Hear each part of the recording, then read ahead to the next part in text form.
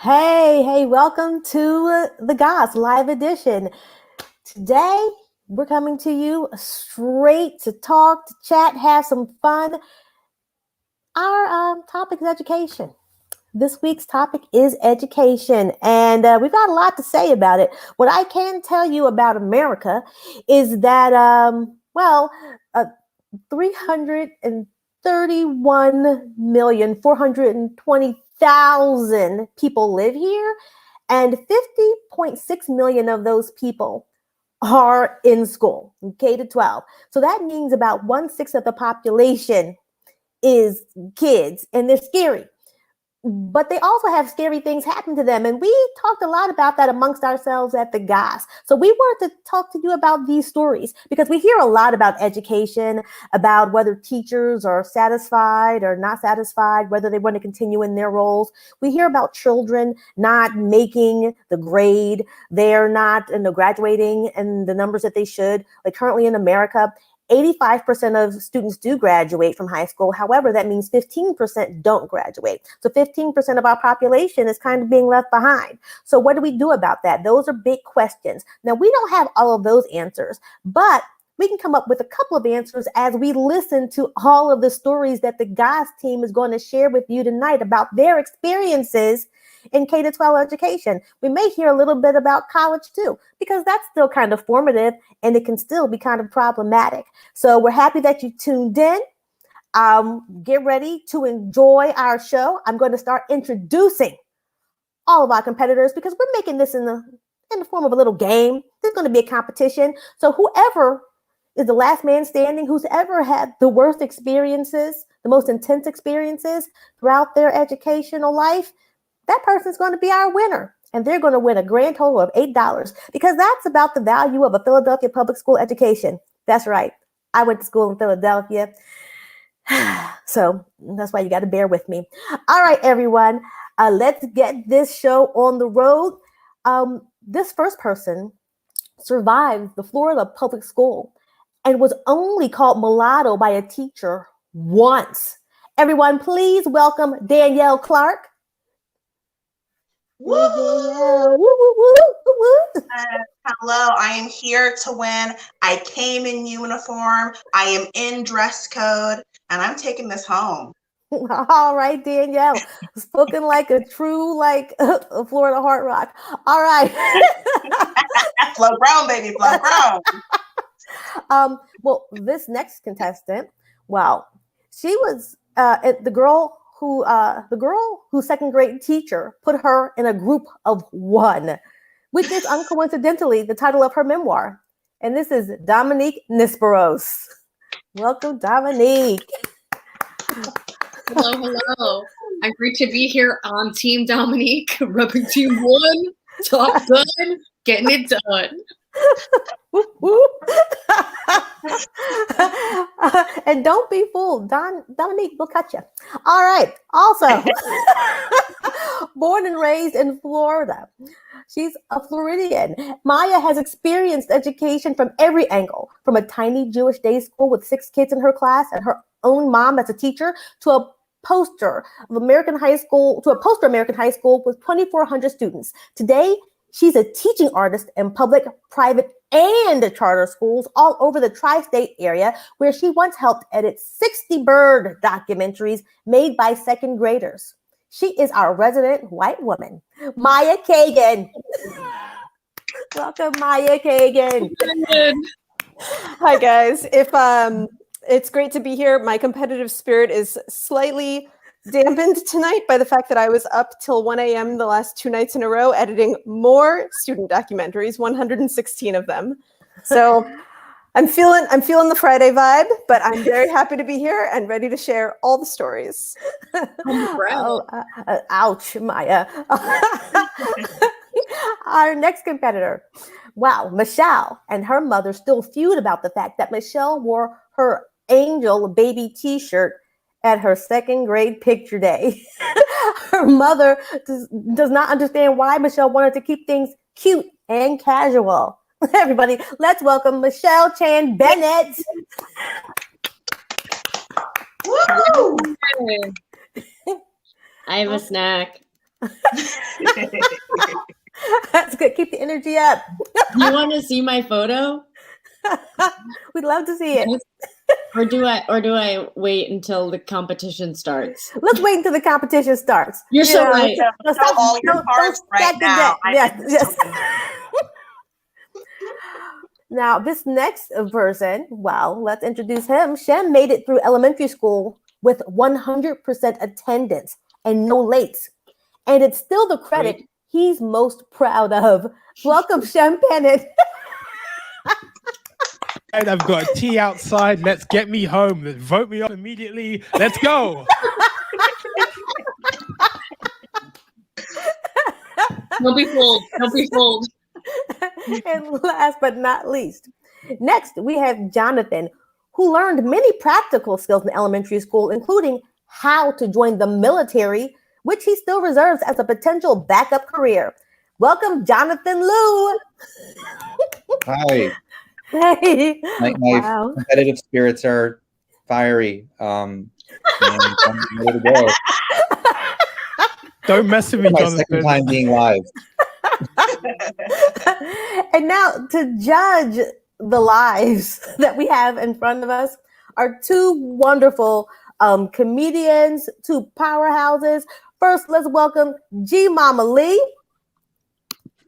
G Mama Lee is an educator, a stand-up comic. She's amazing. She hails from Brooklyn, where I am, Brooklyn. How you doing, G Mama? I'm good. It's the weekend. I'm good. Good. No teaching this weekend, just straight. Okay. And now let's welcome Janelle Allen. Hey, Janelle. Okay. Hey. Now, I don't think Janelle Allen is an elementary school teacher, but I think she can teach us all a lot. So what's going on, Janelle? Well, you know what? Secret fun fact about me. I used to be a substitute teacher for elementary school in Brooklyn for the New York City public schools. Okay. And yeah, I survived the Florida public school system too. We out here surviving and thriving. So it's funny. I wore this sweatshirt for all of you because this is how I feel about Teague Middle School, which is where I went to middle school, in memory of when I cared. In memory when I lost all my fucks. But they don't make that at Torrid. So here we are. Awesome. All right, the way we're going to play this game, we're going to go one by one. Each person in the first round has up to 4 minutes. You know, you don't have to use all 4, but up to 4 minutes to tell a very interesting story about your educational life as a younger person. So you guys ready? You ready to talk some shit, to, you know, tell the truth, lay it out there, lay it bare? All right, that's what's up. Okay, we're going to ask Greg to highlight Danielle Clark. She's going to go first. You have 4 minutes. Let's talk it, Danielle. I am excited to kick things off. Today, I will be telling the story of my middle school band teacher, Mr. DeJoseph. Mr. DJ, as he was affectionately known. He was my band teacher in 6th and 7th grade. And a little bit about him, he had anger issues. So I played flute in middle school. As you can obviously tell, I'm very dainty. And so I sat in the front row, and he would all the time throw his baton at us, at the flutes, and he would throw the music stands at us. And he would scream at us, and it was a horrible experience. And then one day I came into school and he wasn't there anymore. And we were like, what happened to Mr. DJ? And as it would turn out, he was arrested because they found over 100 upskirt pictures of middle school girls on his school computer. Thank you, everybody. Gosh. All right. He went to jail, and the school rumor was that, and this is unconfirmed, but the rumor was that when they went to arrest him, he fled the country and he had to be extradited. Oh my goodness. Wow. All right. Thanks, Danielle. Okay, You're so welcome. Let's bring in Janelle and G Mama Lee. What do you guys think about this story? Oh, wow. Did he have a picture of you? Were you in the stacks? Did you make the stacks? I was not. I was very ugly. That is not. I was very ugly, so I was not. I was not part of that special club. No, Thank the Lord above. Oh my God, it would. Oh, not this one club I don't want to be part of. Being ugly does offer its protections. It really does. Honestly. Amazing. What city was this in Florida? This was in Fruit Cove, Florida, which is right outside of Jacksonville. Oh, Duval County. Jacksonville. Duval. Actually, no, it was St. Johns County, which is one of the best school districts in Florida. So that tells you a lot about Florida. So, right. Wow. Wow. I'm trying to figure out how I could cut Florida off and make it one of the islands. No, my parents are still down there. I need to see them. My parents are there, and I agree. Snip it off and send it into the ocean. Let it float on away. I would have to say, I don't know. It sounds like a teacher. It's the anger issues for me. I mean, I feel like the child porn is the cherry on the sundae, but it's the anger issues. I'm just like, that should have been the first indication that dude was no good. No good. You haven't been in the classroom long because I remember the good old days when you could kick a kid's ass and get away with it. I don't right. in the classroom now. In Fruit Cove, Florida, you still can. You absolutely can. I'm not like my bags. Yeah. All right. On that note, we're going to keep it moving on beating children. Let's move along. Okay. So What a transition. okay, we're going to move on to Dominique Nisperos. Hey, okay, so this is a story of the last time I got into a fight at school. So if you've ever ridden the bus, you know it can get pretty gut bucket. So one day I was riding the bus and this girl, for whatever reason, her being a racist white girl, was just pointing to different Asian people on the bus and going, chink, chink, chink, chink. And I'm Asian, so I was like, this bitch, what are you doing? So I was like, hey, like, what are you doing? Why are you doing that? She's like, no, don't worry. I'm not calling you a chink. I'm calling them chinks. And I was like, no big difference. I know what you're doing. So I really wanted to fight her, but I knew the rules were that you couldn't throw the first punch. So she was like, well, oh yeah? I was like, shut the fuck up. She's like, what are you going to do about it? What are you going to do about it? And finally, she made the mistake of pushing me. And then I started wailing on her head. Side note, this girl's nickname, unfortunately, was called Cum Spot. I didn't come up with it. She didn't want to think. She had a birthmark here of a white birthmark. I don't know. Her name was Cum Spot. So she fought like a bitch. Like she was trying to pull my hair and I was wailing on her stomach. Then she would like try and protect her stomach and then I would wail on her head. Sidebar, I'm from a family of 6 kids, so I know how to fight. But because of the situation that she punched first and I didn't get in trouble. Meanwhile, the rest of the bus is going bonkers, right? Like we're at the bus stop, the driver's like, stop it, can't get a hold. A kid is jumping out of the window. They could not get a handle on the situation. Eventually, we both tired out. I get called into the principal's office the next day, and this is how racist this place was. The woman was like trying to apologize for me being called a chink, and so she was like, we just don't agree with that kind of language. Like, when I was growing up, I think it's wrong to call a kid a beaner. And I was like, what? Just like, she's like, yeah, I wouldn't, it's not okay to call people beaners or wetbacks or spicks, just like going down the list. And I was like, okay, like, this is not okay. I was 9 or 10 at the time and I knew that was not okay. But needless to say, I didn't get in trouble and Cum Spot got her ass kicked. That's my story. And I guess while you're bringing everybody back, I will say it was the last time I got into a fight. Janelle. The moment it was the derogatory words that I will not repeat, it was like my jaw dropped. I was like, oh no, this bitch didn't. Oh my God, I'm so glad you beat her ass. I'm so glad you beat her ass. That's because you got Lord, I wish I was there with some popcorn. Shit. G Mama, did you ever have to get into a fight at school? Oh, plenty. Oh, plenty. Needless to say, I'm the reigning champion. I had to beat somebody's ass in college and almost. No doubt in sign language class, because she was a bully in sign language class, so she was sign shit me teachers back, and I was like, I'm sick of this shit.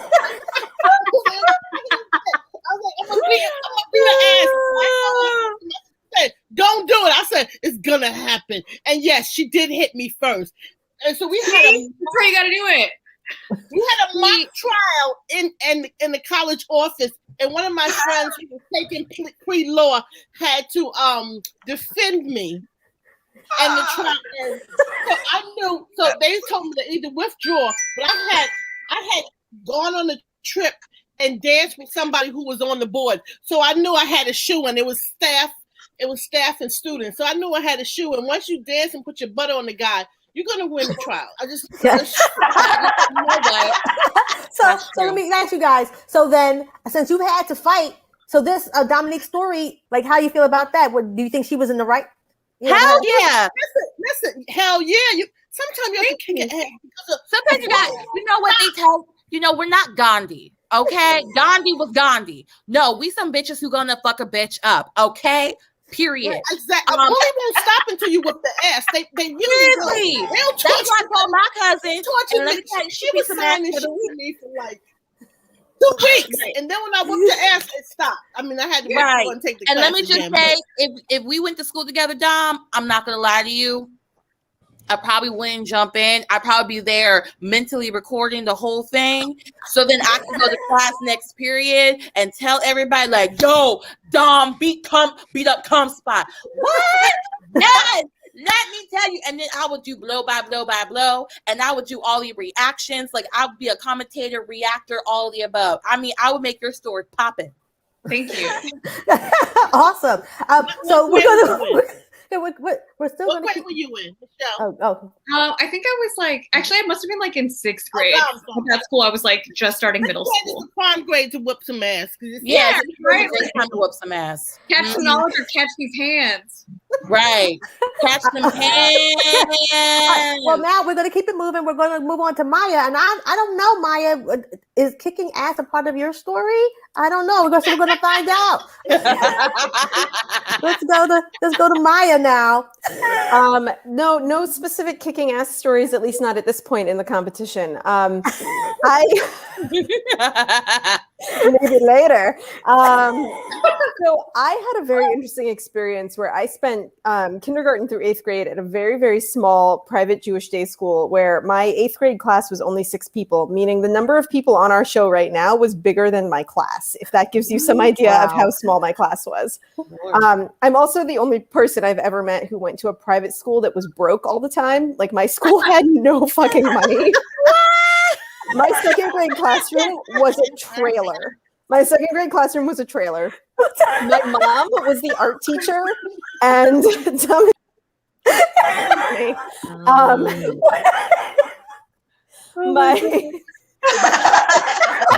I love this. I love this. I love this. This is great. Yeah, it was the only private school that I've ever encountered that was completely broke. My mom, like, we had so few classrooms, so little space that my mom's art room was also the teacher's lounge. Ooh. And then there was one year where they didn't even have a classroom for her, and she had to use a janitor's cart and push it around with art supplies between the classrooms. So this was my like K-8 experience. And then 9th grade, I went to the local public high school. And I went from having 6 kids in my class to 600 kids in my class. Oh, no. And I loved it. It was like a dream come true. I was so sick of only having 6 people in my class. It was great, but it was also very much like the poster American high school. Columbine was my 9th grade year. So it was like a very like hit the ground running into public education sort of jarring thing. But again, I loved it. And I think the main story that I would tell from my high school years is that we had this one kid when we were in biology class. We were studying like lipids, and his mom worked at a local plastic surgery clinic. He brought in a vacuum sealed vat of human fat. And it was like this big. And it was vacuum sealed human fat. It didn't weigh as much as it looked like it would, but like it was big. And then he was like he was an unusual kid, which I think you have to be to bring vacuum sealed human fat into your classroom. And then at some point in the class period in which he brought this for like, I don't know, like 10th grade show and tell, I don't know why he thought we were bringing this in. He got upset with our teacher, and he used to sit in the front row. He was the kind of kid that sat in the front row of the class. He threw the human fat at the teacher. He threw this vacuum sealed fat at the teacher. She was like a grandmother. She was like 65 years old. He hit her with it. I hope he's a teacher now too. He hit her with the vacuum sealed human fat. It stayed vacuum sealed, like nothing happened except that she got hit with it. But like the number of like federal violations that must have happened that day was like off the freaking chart. Thank you, Maya. Okay, Janelle and G Mama, you both taught in classrooms. What do you do when the student throws a bag of fat at you? Pull a gum and beat that ass. You kick the kid's ass. You probably even there's a theme here. You slide the desk toward his chest. Like I'm you guys, she was old and you guys didn't help her. I mean, she had like a 2-foot range. I get involved. Shit. What grade was this again? What's that? What grade was this? This was 10th or 11th. Oh, I definitely wouldn't help. I mind my damn business. Listen, I went to a predominantly white high school. It's called mind your damn business. When you the only black kid in class, mind your business. Especially if Columbine was, not to be dark, but Columbine was the year before. I'd be like, I'm not talking to anybody. Right. Yo, you do your thing.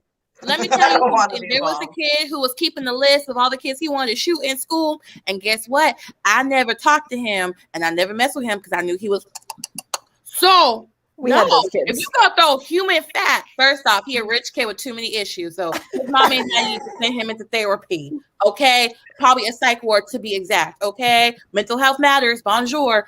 And like, first off, my thing is, how do you keep it fresh? Because, you know, it's human fat. And I'm thinking like chicken fat, you can't leave that shit out. It goes bad. The vacuum seal without the air and the oxygen, it keeps. Yeah. So you've spoken like a teacher. Mama, how do you know that? What you do? I be thinking about. That's why I was thinking. I was like, how did he keep it fresh? Yeah, no, it was completely like vacuum sealed. It was like all. It looked like a big lumpy rock, but it was like kind of translucent. It was disgusting. It's so gross. Someone commented saying, I hope he's a teacher. Now I hope he is a teacher, and I hope somebody slaps him upside the head with some human fat. All right, thank you, Maya. Nothing like getting paid back for bad behaviors. Seriously. Yeah. Yes. I think that's why I'm a teacher, because I gave my teachers hell. Because I went to school in Brooklyn, and I started off in school in Cobble Hill. So I had some cute little racists who would say condescending things. They're just adorable ones, huh? And I would let them have it. They were like, "You have to leave." I said, "I didn't use any profanity. I'm staying." Like I knew how to curse them out without any profanity. Like, you know what? Hated me. First off, when I was a teacher, some kids used to throw textbooks at me. So and I couldn't beat their ass because it was a bunch of black kids, and like if I could fight, I know their asses could fight too. So, but let me tell you, if I was at a predominantly white school, y'all better call 911. Because I got a lot of triggers from my childhood, and it would have been on like Donkey Kong. Just putting it out there. Somehow we got back to beating children, so we're going to move on to Michelle. That's the official transition of this episode. Listen, everybody, do not be children. We're just making jokes. We are just funny. We've been flagged by the FBI, you guys. Children. Actually, don't be anyone because spread love. Go down well. Don't beat that ass. Yes. Don't beat that ass. But listen to Michelle's story. We can do that. All right, Michelle, you're up. Okay, so my senior year, I was in the mass media program at my school, whose alumni include the people who wrote Harold and Kumar Go to White Castle. That's our little claim to fame. Oh, wow. Sorry? Oh, ignore me. I'm saying bonjour. Oh. Bonjour. And so we were all making films essentially for the film festival at the end of the year. And some group of guys were making like a war film, like a war epic. And everyone was like, wow, this is really ambitious for a bunch of high school filmmakers. And so they asked me to be in it. And I was like in all the plays and stuff and like was winning awards with like speech and debate. So I was like, okay, of course you kind of want me to be in this because I was voted most likely to be on Broadway, also voted best sense of humor. I get it. I'm the star of the class. So obviously you'd like me to star in your feature film. And so they were like, okay, great. Meet us at Buttermilk Falls, which is this local state park. First red flag, just kidding. And so then I go and I walk with the whole crew and there's a bunch of other kids from my class. Who's there? Daniel Zoe is there too. And I'm like, Dan Zoe, you're a programmer. I didn't know that you were into acting. That's really cool that you're here. Who else was there? Adam Alpert, other fellow Hoppa King. And I was like, very cool, Adam. I didn't know that you were into acting either. This is really exciting. So we go and I'm like, when are they going to give us the scripts for this? And I was like, maybe it's improv based. At that point, I was not familiar with improv, but I was ready to, I was ready to go off. If it was dramatic, I felt like I could probably pull it off. And so then they're like, okay, great, guys, can you put these on? And they hand us like the triangle, like rice picker hats. And I'm like, cool. So then they send us into this field and they're like, can you go stand over there? And then when we cue you, fall down dead. And basically they had just gotten all of, not the thespians in the grade, but the Asian kids in the grade to go and be murdered in the fields because it was Vietnam War film. And none of us were Vietnamese. All of us were Chinese.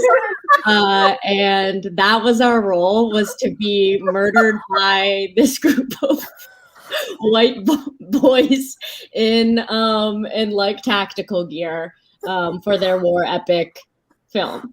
And that was how I spent a Saturday. I am so sick of but this. Jokes on them because I do comedy now. Fucking crazy. What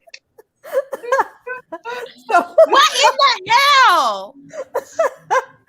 What in the hell? What is wrong with people? So like did you like put on the hat and fall down and die? Did you do that? Did you go through with the role? Were you committed? Yeah, I committed to the role. It was also kind of just one of those things where I just didn't realize how messed up it was until after. You know what I mean? I was just like, I gave you pizza. Like they gave you something. No. I love how much y'all said Committed to her craft. First off, Tim brought up a very good point. Where's the footage? Because I do want to see this shit. Because honestly, I want to like go back and ask them. Because I will reactivate my Facebook to ask Nick Macri for this footage. Because this is some bullshit. And what in the hell? Yeah, it was really messed up. Yeah. At the time, I was like, I'm bummed I didn't get a speaking part. Like that's what I was bummed about. I like really wanted to act. Michelle, that's internalized racism. I know. Oh, I know. Wait, what year was this? 2012. God. I just feel like the years between 2003 and 2016, let's say, it's like we're like, oh yeah, we know it's racist, but like it's cool, like it's okay, like it's okay. Like no, it's not cool, it's not okay, it's fucking terrible. It's absolutely not racist. You say it was the character they fit the part. It's not racist. You know, that's what they told themselves to rationalize this shit. Yes. And you know that's what they said. It's not racist, Racist? guys. They're all Yeah. Asian. What? But it's not. How is that racist? You casted it. You haven't. You casted what you fit the part. It's not racist. You can't be too sensitive. Okay. I would've liked If they were to doing been a Civil told. War movie and they got all the black kids, and I'm like, okay, y'all. Well, That's like you picking some bones. You listen. ready? And we gonna be in the antebellum South, and we gonna and That's and not then racist. It's the story. It's the character fit. It's not. It's not. I ain't playing no motherfucking slide. Would you rather they do blackface? I'd rather Yes. I want to see a movie That's on a the good War of question. 1812. That's what the fuck I want. No, There's a no. movie on the War of 1812. Well, let's stop for a second. Because Shem brought up a good point. Now, granted, Michelle was, she was, stereotyped into a role for being, Asian. They figured she could just be any Asian, we know that's not the case, right? However, what if these white kids said, you know what, we only want to work with white kids. Let's just, put a little makeup on our eyes and make our skin so what is worse? Okay, Are they okay, equal? okay. Here's what I'll say. That would have obviously that would have been worse. But the issue that I had was that it was like Michelle didn't get a speaking part. well, yes, one, I was denied a chance to shine, and two, it was just that it wasn't told to, like, it just felt like they were just like, come meet us, you're gonna be in this movie, and that, you know what I mean? If someone was like, we'd like you to play like a Vietnamese citizen in our Vietnam War film because you're Asian, and like respected me enough to like tell me that I was gonna be like killed on screen so that I could consent to it, like, and have some sort of agency in the process, that would have been great. But instead I was like, thank you, new press-ons. And then they were, but then we were brought into the forest or whatever. And then we're just like, put on this garb. I don't know anything about this culture. This is what I think. And then we're going to murder you on screen. Really. I just would have liked to been asked. Like, I would say, I would say this. Okay, all of it's fucking wrong. I mean, they all deserve to get their asses beat because I disagree, and I think that Michelle is remembering it wrong because he told her ass, and she forgot. She just was like, "I'm gonna get a speaking part." Most likely, she's one of those salutatorian asses. You know, salutatorian, right? Wait, Michelle, were you salutatorian? Please tell me you were. No, not even close. Take it as a compliment. I have a bit about these salutatorians who just thought who was close but no cigar, like they just didn't make a cut. I would love to be salutatorian. I would love to be salutatorian. So let me tell you something, because like you don't gotta make that damn speech.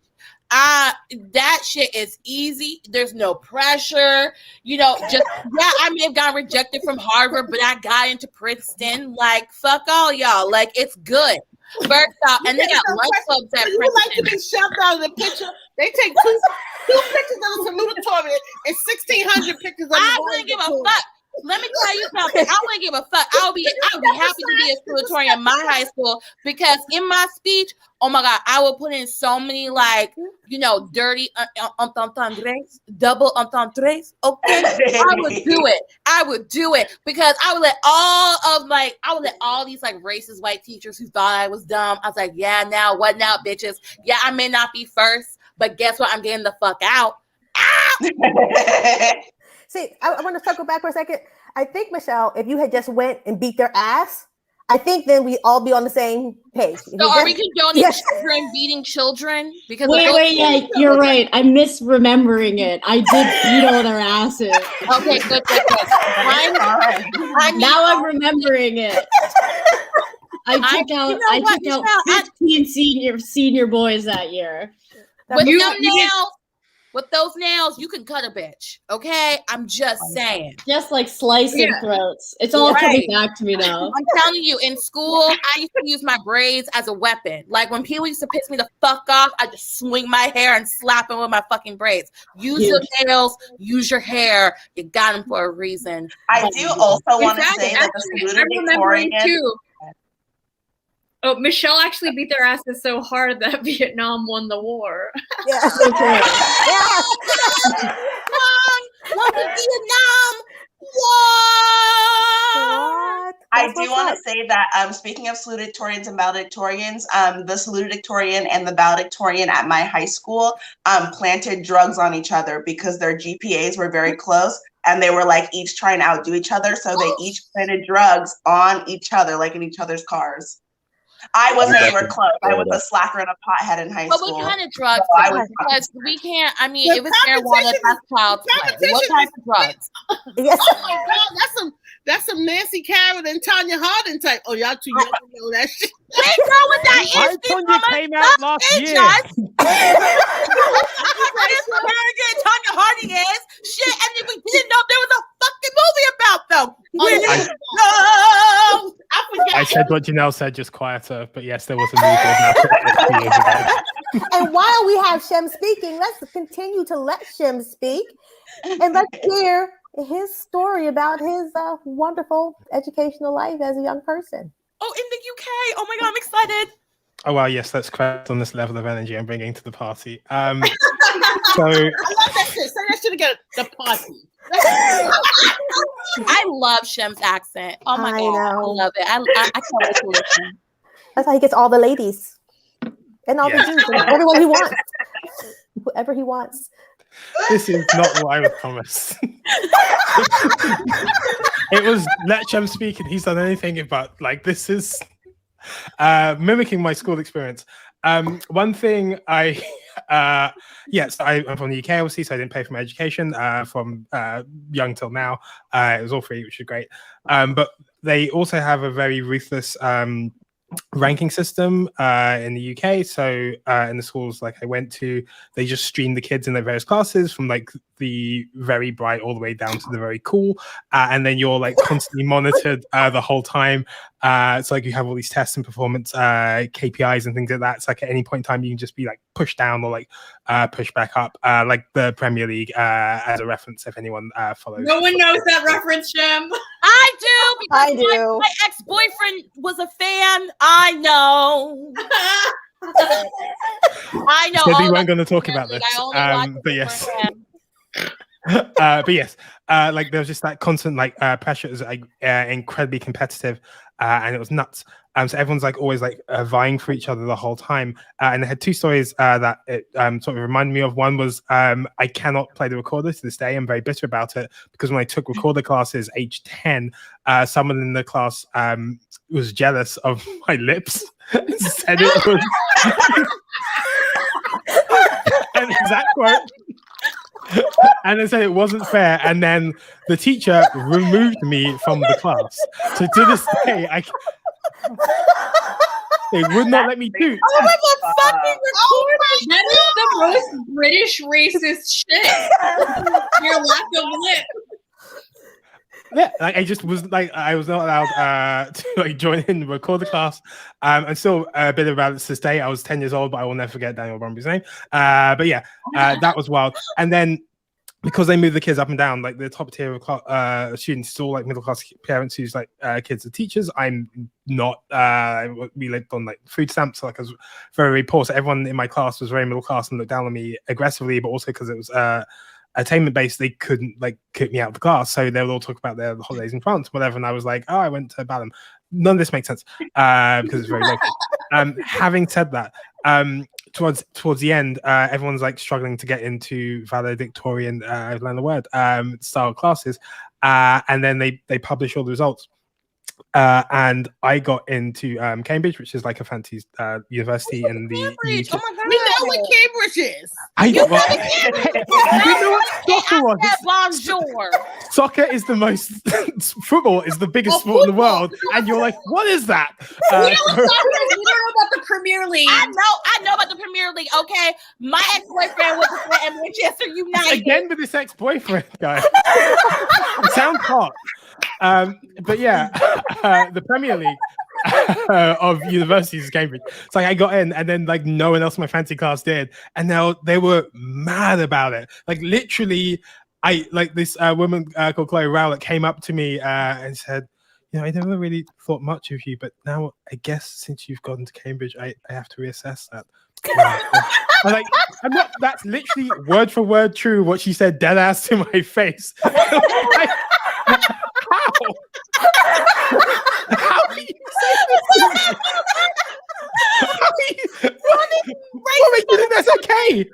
Like, and then I remember literally another person was like, "Man, that boy, he dresses like a tramp, but he got into Cambridge, so something must be right." Not to a friend, out loud, just like walking around. General observation. I love it. Good Lord. Anyway, as I said, I'm not bringing my A game with these stories. I'm very happy to leave early. I love me an early supper.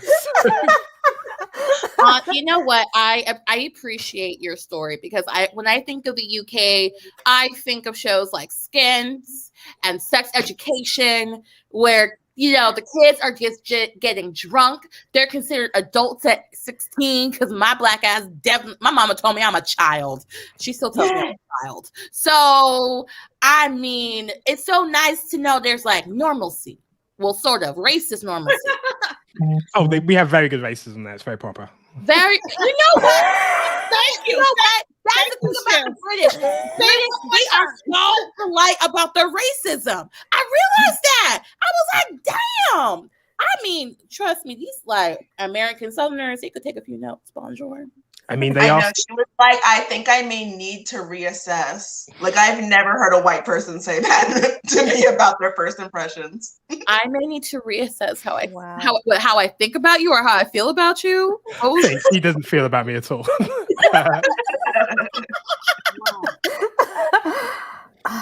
Oh my god! But you got to Cambridge. That's like a big deal. Like, I know about that, and I'm not from the UK. Did you go, Shem? No, I went to the School of Oriental and African Studies instead to study 12th century Japanese theatre and literature because that was offered. But having said that, like, wait! You said that super fast, and I just want you study 12th century Japanese theater and literature, poetry and literature. Shem is smart. He knows things that I don't. And yet we're all here. Like, it's fine. It's truly. I'm so smart. I'm broadcasting to 6 people. Hey, that's the size of my history class. Yes, that's the size of my. It's valid. It's the size of my. I'm learning something new every day. Bonjour. Oh my gosh! Okay. Wow. I'm also, y'all don't understand the Premier League reference. I got it. Okay. That was y'all just don't know. Y'all missing out. Also, I just have to say the UK isn't as racist anymore. We did kill off Prince Philip. So like we are trying. Like we're really like you know what? He did call the people, I think it was in Kenya or Ethiopia, he called them savages. I haven't forgotten that because I read about it years ago and then I saw it in The Crown. So shit.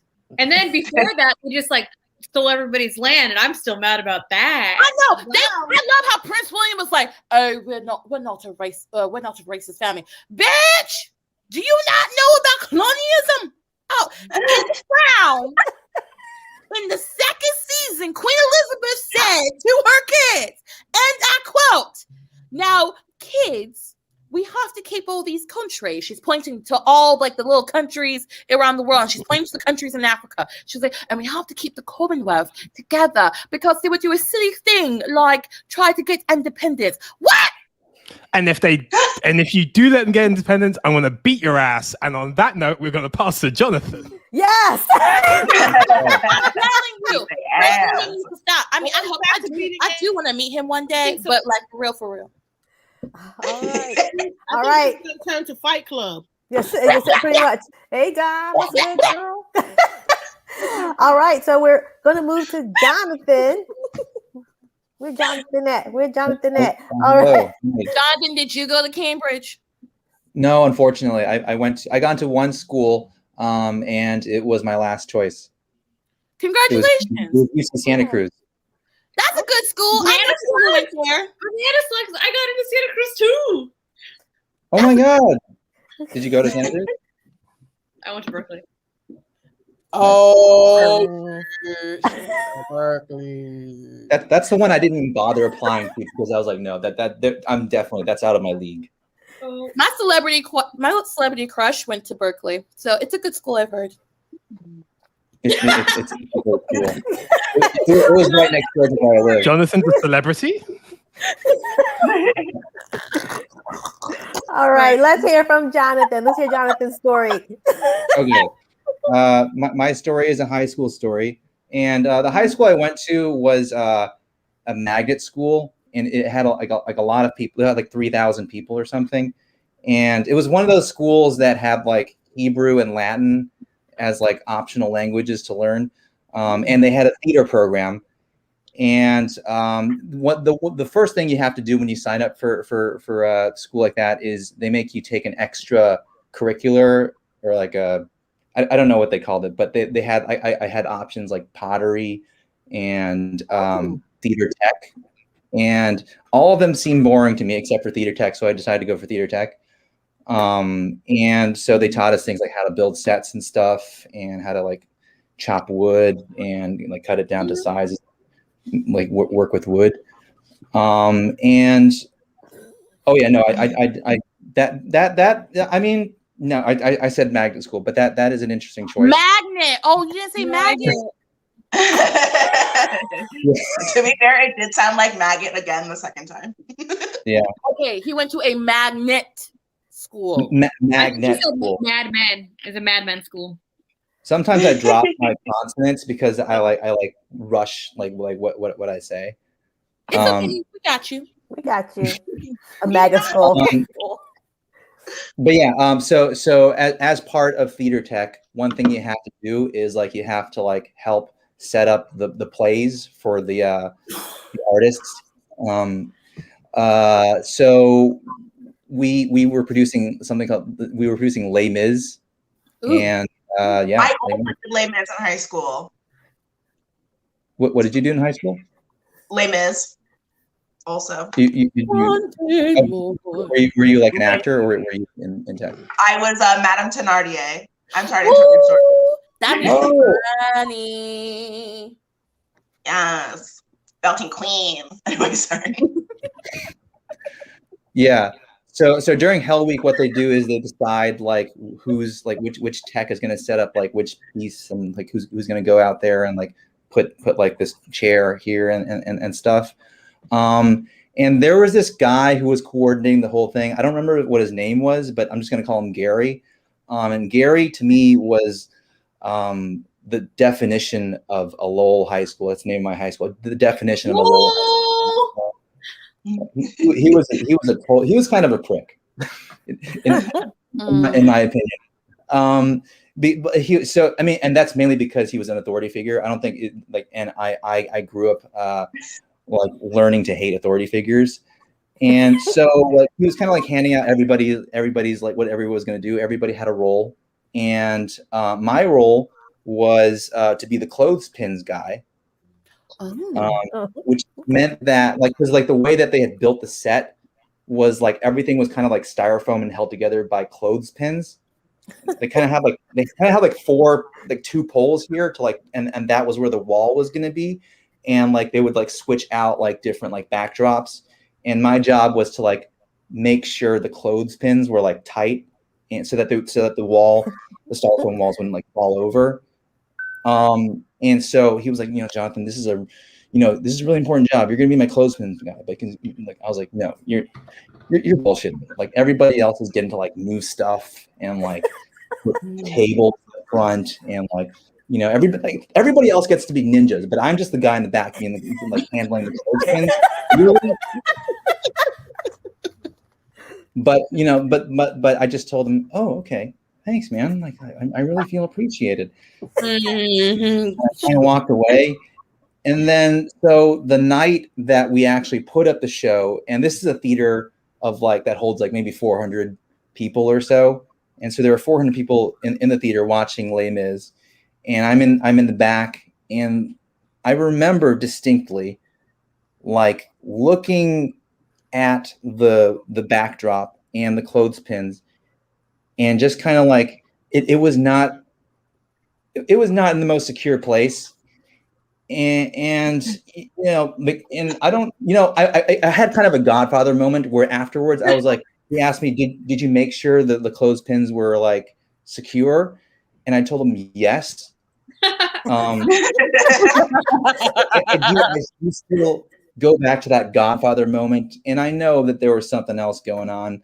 Anyway, so the actors are doing the scene and stuff, and slowly but surely I hear like everybody hears like a creaking. It's like, and then it's almost in like slow motion. The backdrop is like falling, like kind of like leaning forward, like like in a disaster movie, and it's like slowly but surely like collapses in like a cloud of dust, and then the actors just kind of like freeze for a second and act like nothing happened.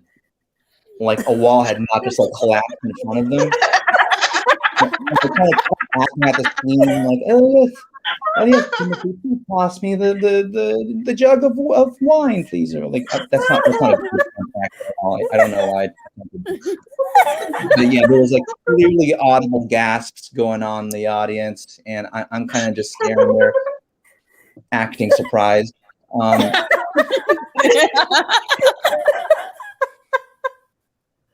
Yeah, and I mean, thinking about it now, I kind of almost like envision myself as like like Ellie or like whatever her name is from Stranger Things. I'm kind of just like looking at that, like, wow, this is really happening right now. There are 400 people in the audience, and a wall just collapsed.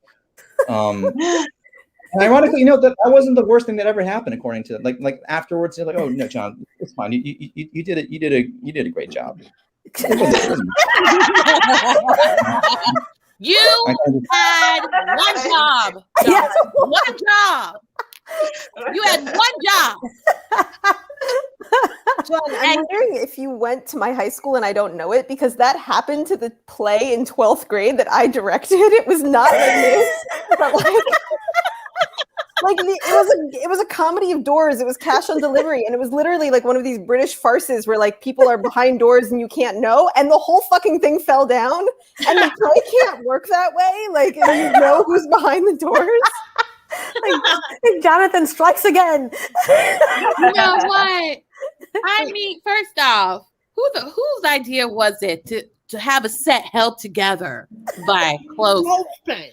Like, it's not like you're putting up like one scene from Les Mis. No, you put up the whole motherfucking musical, okay? Like, what? This was a public school. Okay, you went to Lowell High School in San Francisco? Lowell High School? Okay, that's the best high school in San Francisco. It's supposed to be public school. That's like the best high school. Like, you can't keep shit from Dom because Dom's going to know. Okay. Let me tell you something. There's no excuses. Okay, Lowell High School is not like Dangerous Minds. Okay, nobody's learning calculus. Okay, it's like a good ass. Trying to play off like public school. No, I think part of it was like Gary, the guy who was coordinating everything. He was kind of a DIY kind of guy, and I think he wanted everybody to kind of have like an experience of like putting together something and having a community. I bet you an experience of what about if the backdrop had not fell backwards but fell on the actor? Oh my god! Like goes over there because they're all dead. Like shit. What? Are they in the YouTube One video? year though, apparently they had a chandelier fell on the actors. This is like before my Was it time, Phantom but of the Opera? Was it King of the Opera? There you go. Was it Phantom of the Opera? Right. It's supposed to. probably, yeah. I don't know which play it was. So Jonathan, G Mama wants to know if there's any video in existence of this thing that you did or didn't do that you you know, is there Oh my God! Please tell me. I have no idea.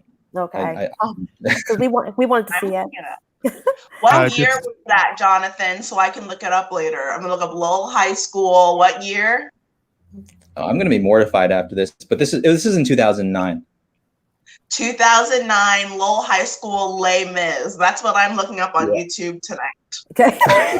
First off, why Backdrop did y'all fail. choose Les Mis? That's some serious shit. I mean, yo, like it's a dope musical. I love shout. Les. I mean, I'm holding myself back from starting into a one day more montage, but Please do. Yes. So I can join in. we do not have the rights to sing more than 30 seconds of that song, so we are not going to sing it, even though I want one day more. Okay, I'm I will say my high school production of Les Mis was actually fucking dope. And they literally had somebody make like the barricade. It was like a full, like a 7-foot tall barricade. And the kid that played, like the little kid, was like this like 4-foot tall freshman, and he would like climb to the top of the barricade and like stand on top of it. It was so cute. So this is just a way of Danielle letting us know that she also went to like a rich school. Okay. So, that's all that was. You know what? Don't Okay. worry. When my only connection to Les Mis is that when I'm home, I like to sing "I Dreamed a Dream" and on my own to the top of my lungs, so I know they shit at my parents. So. Yes. Oh my! I dreamed a dream. Well, guys, you know, I thought we'd be able to do a few rounds, but we can't because in the interest of time, we're going to have to skip down to the last round. So I'm going to make some rules up on the spot. So what I'm going to ask Janelle to pick one person who she wants to hear more from. I'm going to ask G Mama to pick one person she wants to hear more from, and I'm going to pick somebody. So that is like Sophie's choice. This is not fair. Listen, it's what it is. We've been having fun, but now we got to get to the winner. All right, Janelle, pick one person. Just do it. Just do it. Just spit it right out. Just go. You better get me all the way fucked up. You about to get me all the way fucked up. Okay. Okay. My two favorite stories of the night were Danielle's and Dom's, and oh my gosh. Okay, I'm gonna go with my Florida girl, Danielle. Boom. Okay. All right, Danielle. Thank you so much. But Dom, your story gave me joy all up in my soul. All right, G Mama, pick one person. Let's go. One person. I'm rooting for everybody black. I'm gonna have to go with Shem. No. Rooting for everybody black. I need that. After all you did to Michelle, I thought you'd make amends. Oh, I am. I just. She wants to hear your voice. Is what it is. That's what it is. The lips. Well, I am going to make my choice, and I'm going to pick Michelle because this is a BIPOC channel. We're all sisters and brothers right here on the gas, and Michelle's my girl. And I love a good thespian. I love somebody who's committed to her craft. I love somebody who goes down with the ship no matter what it was, because she took the role and she did it, even though she thought she was going to get a speaking part. Okay, she did. She put on the hat. She fell down. She died, and now she has more to say. So I want to hear from Michelle. This is a real pity. It's not a pity. I want to hear. First off, you said you were most likely to be on Broadway. Yes, this is your moment. First off, I didn't get that award in high school. Everyone thought I was just not going to do shit. I know, I'm letting everyone down. It's okay. Wait, where are you from? I'm from New Jersey, sadly. Oh, that's a dirty church. You'll be fine. What the hell are they doing? Eating at a diner? Honestly, yeah. So, boom. And look at you. You're on the interwebs. What the fuck are they doing? You succeeded. Bonjour. So true. There you go. All right, everyone. Everyone was wonderful. May we do this again? We'll we're working this out. But right now, let's hear from Danielle. Let's go. Bye, Shem. So to kick this round off, I'm actually skipping to my tier 3 story, you guys. I had a tier 2. We're knocking it up to tier 3. Okay. This is the same middle school, Switzerland Point Middle School, Fruit Club, Florida. Gotta love you. So I had a teacher in middle school. His name was David Hodges. Hi, David Hodges. And so he, before I came to that middle school, was the shop teacher. By the time I got there, he had 2 fingers, no more shop class. So some kind of incident had happened where they're like, no more shop class for anybody. The shop teacher had 2 fingers and became the technology teacher. And Mr. Hodges, what he would do is when you were in computer class, he would give everybody an assignment and you would be there on the computer. And then he would come around to all the girls and with his 2-finger hand would come and massage the girl's shoulders every single day. Every single day, this man would come with his 2 little fingers, like the guy from Scary Movie with the chicken. The 2 little fingers and give back rubs. Mr. Hodges was arrested in 2009. I'm not going to say what the crime was, but it's exactly what you think. Oh my God! That's Florida for you. And someone else was saying that they had a 2-fingered teacher too, and I was like, he was bouncing around. Did the other hand not have fingers? It was just like a nub. Oh, the other hand, all fingers. Had all fingers. So it was not a genetic thing. It was some kind of accident. He only had where 7 God had cursed this man. So he only had 7 fingers total. So he would take the 2 fingers. Oh, I can imagine the things he was doing those 2 fingers. Oh, how gross. Okay, the man went to jail in 2009. Oh my gosh. All finger. Literally. What was his name again? David Howard Hodges. I'm gonna look his ass up. I'm gonna look. I have the article bookmarked in my phone, along with all the other teachers I've had that have been arrested. I have it bookmarked in my phone, and when I'm having a bad day, I go and I read it, and I'm like, at least I'm not David Howard Hodges. You know what? I also had a teacher. My honors chemistry teacher, Christopher Dolland. He used to sweat a lot. I thought it's because he was fat. I think he was just nervous, but it could have been a mixture of both. But I was like, I'm fat and I definitely don't sweat that much. So I don't know what the fuck is going on. And I just remember I was like, and he was weird. And he used to be like, Janelle, you talk too much. And I was like, you sweat too much. So like, it is.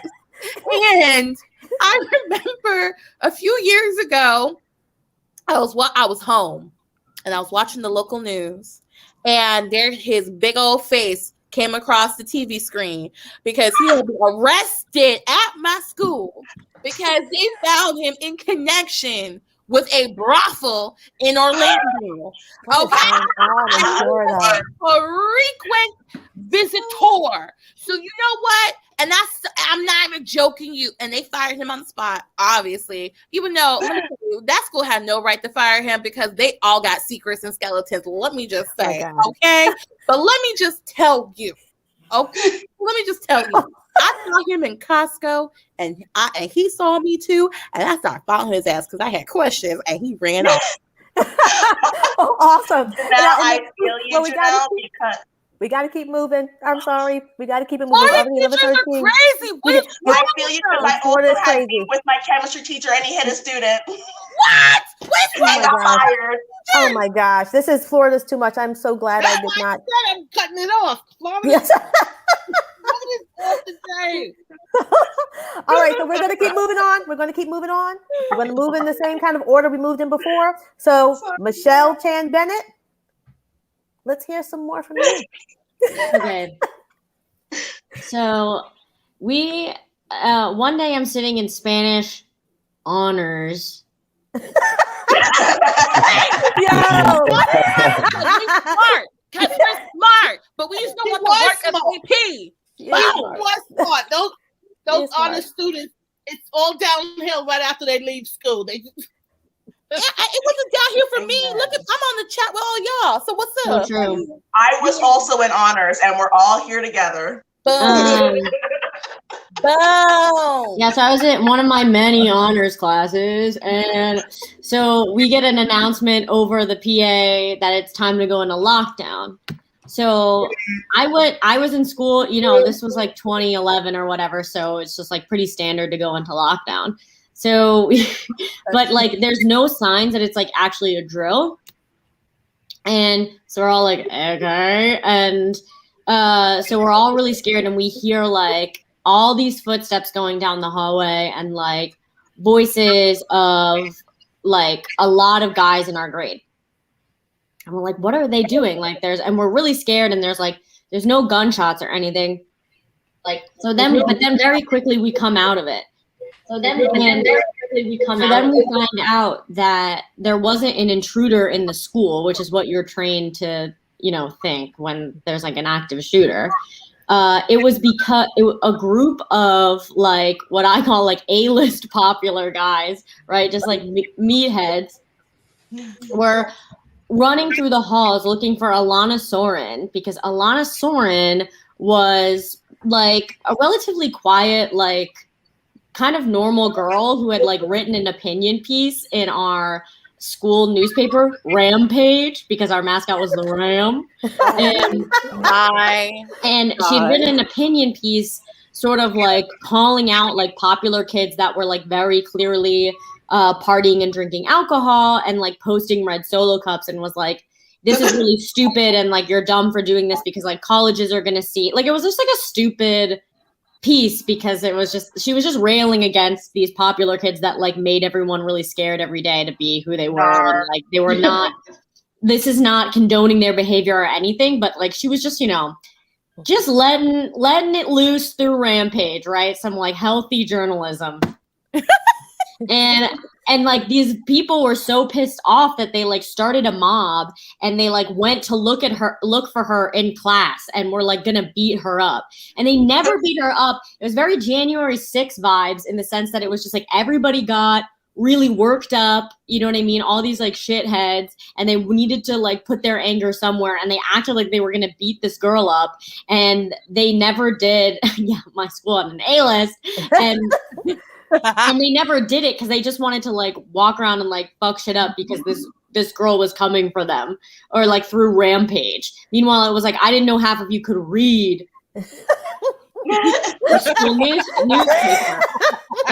And like because of that, our whole school went into lockdown because they were like gonna beat up this one girl because she like made fun of their red Solo cups. And it sucks because in 8th grade, Alana Soren was hit in the face with a cricket bat during our cricket gym unit. And was really the talk of the town because she passed out and then her tooth fell out. So Alana really had it rough, but went to Temple University, and I think is living a really awesome life now as a therapist. What if I was like an Alana Soren? It's not a good word. Let me say, I feel like every school, I don't know about now, because I watch Euphoria, and obviously they don't play by those rules, but like I feel like back in the day every school had an A-list. Like everybody was like, oh, those bitches. Yeah, it was always like, I don't think any of the girls in the A-list were like involved in this, but it was all like the athletes. Well, I have a real quick question. Like, what was like the distribution of Rampage? Like, how many? Like, what was the readership? Like, Like, how many people read this that made them so angry? I don't know. They would drop them. They would drop off a stack in all of our homerooms.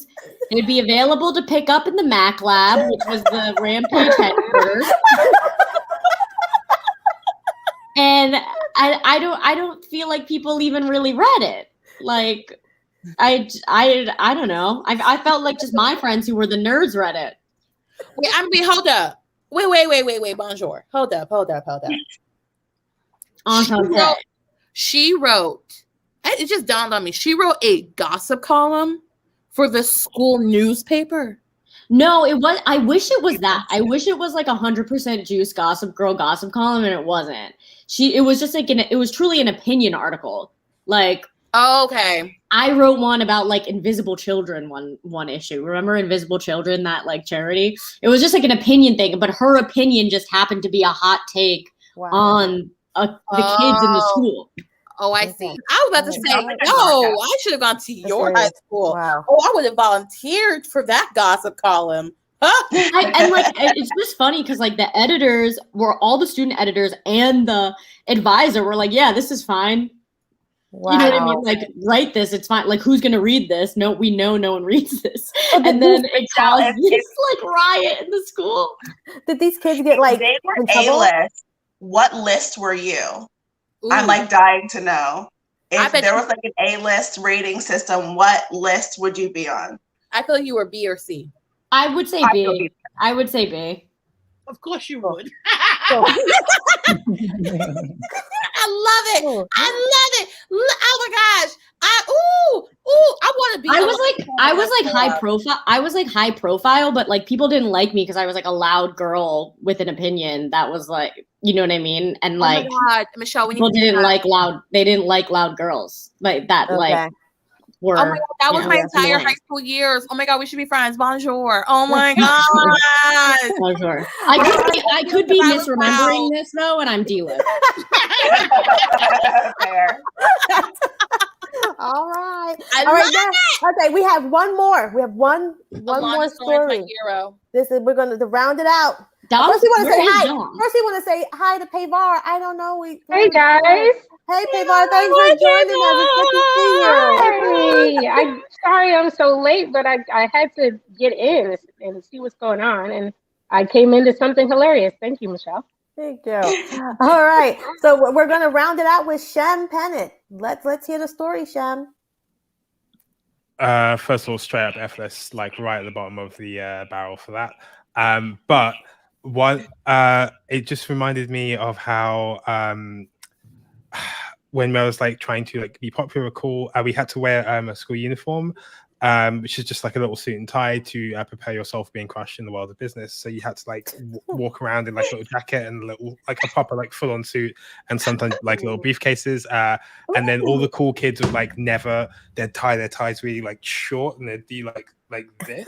But I was defiant, but to tie my tie properly, and it would go all the way down there, and then everyone would like just like the proper length the tie should be, and everyone would go, "Oi, you got like a willy warmer? Why are your tie so long? Oh, it's a big willy warmer. You're going to be a willy warmer." Look at you. And it was truly like a nightmare, which that's a direct quote. Made dating impossible.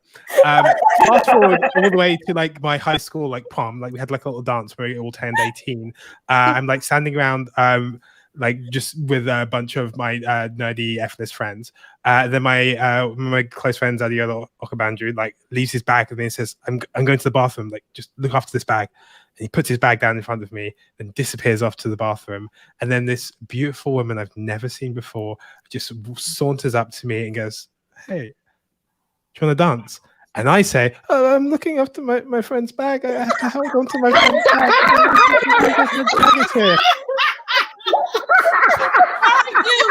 bag.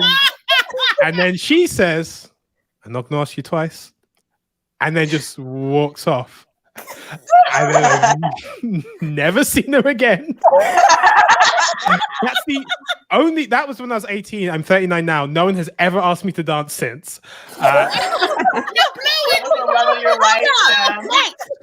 including his wife. Work that out.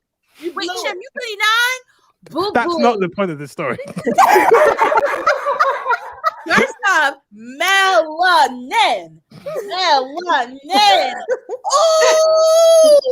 you better work that melanin. You better work like you are sun-kissed. Bonjour. I feel like we can make the window small. Tio Greg, this is a great opportunity now to like really reduce the size of my itch in the frame. Greg is reveling in this. It's so sad and embarrassing. I'm gonna have to ask you to dance. Shall we? First off, Shem. Shem, when's your birthday? The January. January what? I'm 14 next year. Anyway, again. I want to know your sign. I'm a what do you call it? Capricorn. Capricorn. Oh, yeah. That tracks. He's got Capricorn energy. Yeah. That's what Why do people keep saying that? Because if you had said Aquarius, I've been like, what's your rising? Because that's a lie. But first off, Willy Warmer. British kids have such weird like taunts. You have a Willy Warmer. You have a what the fuck? If they say Willy Warmer, I've been thinking they're talking about somebody. Yes, that's also like a crude insult for individuals. But yes. I mean, I know what a Willy is, and my future husband. Yeah, no, again, your ex is getting the biggest shout out. His ears are burning right now. It's just, I fucked up.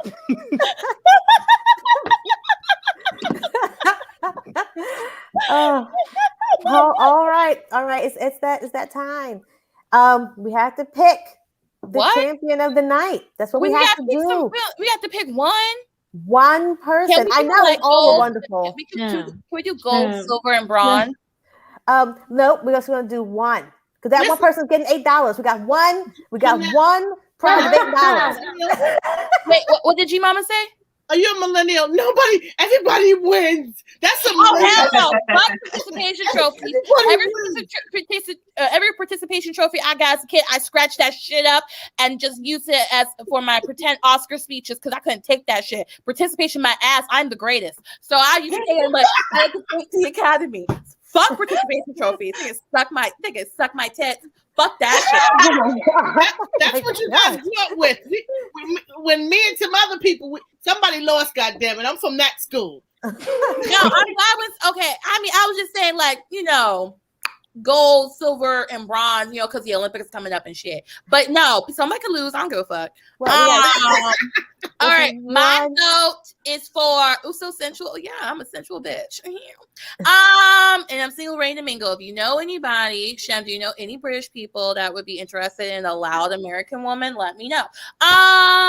In 2 ways. You know somebody. They would like you too much. Oh, that's perfect. Put it in my DMs. Okay. Let's see. My vote. Oh, damn. We don't get to vote secretly in the right. Okay. Well, okay. You can, if you want to, you can put it in our private chat, and then others will see it. I'm no punk. The other people. Well, that's true. Okay. Okay. My vote is for Danielle, because I also had a teacher who used to give back massages to the students, but he didn't get fired. He should have. Live through me. Mine got fired, and yours. He gave me a back massage, and I was like, "My dude, no, don't." I said, "Don't do that." All right, G Mama. All right, where's your vote going? Where's my vote going? I don't know. I kind of want to vote for salutatorians, but I hate those motherfuckers. No, I'm just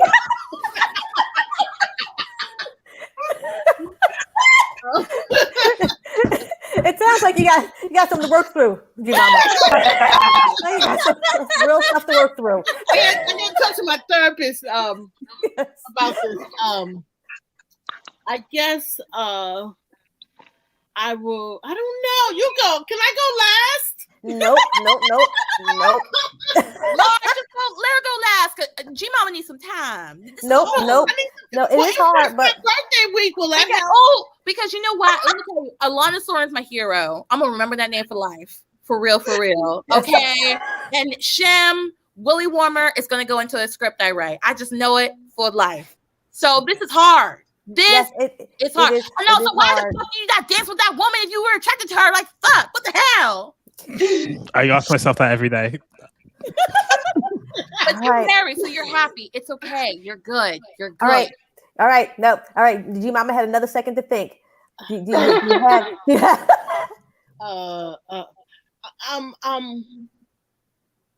I'm gonna go with the salutatorian. Oh, Okay. I don't accept. Hold up. Salutatorians accept everything because they're second best. They accept everything they can get. I'm gonna release my disdain. Exposure therapy. We love it. I never once said that I was salutatorian. That's my nickname. No. I understand if I have that energy. No, you said you were B-list, so that's second best. Bonjour. Okay. The fact that you had what are those things called? Like most likely, what are they called?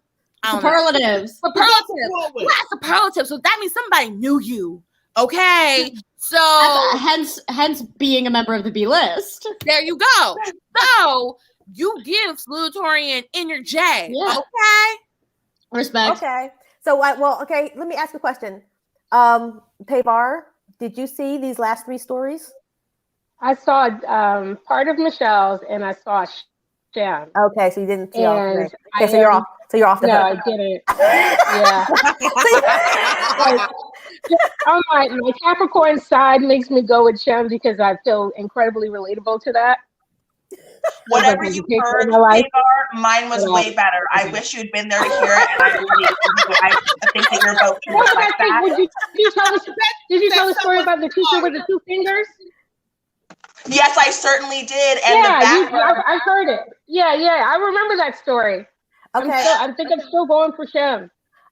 Oh, all right. It's a 3-way tie. It's a 3-way tie. Okay, how about this? Okay, I am thinking of a number 1 through 10. Whoever wins. Okay, I got the number. Wait, can't Laura just cast the deciding vote? I can. Can I cast it? You can. Sure, Sam. Wow. Okay. This is tough.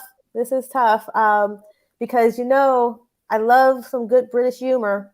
But I don't know, the thing with the school, I was really interested about, those A-listers and like Danielle with the 2 fingers is so creepy here. I'm gonna Laura, come on now. I'm gonna go with 2 fingers. I'm going with Danielle.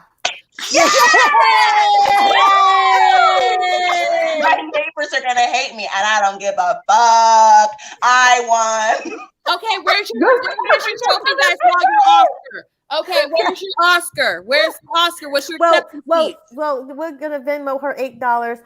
So it's 8:31, so we're 1 minute over. So I really, really, really, really want to thank Janelle Allen and G Mama Lee for being on the show, hanging out with us. This was crazy and fun.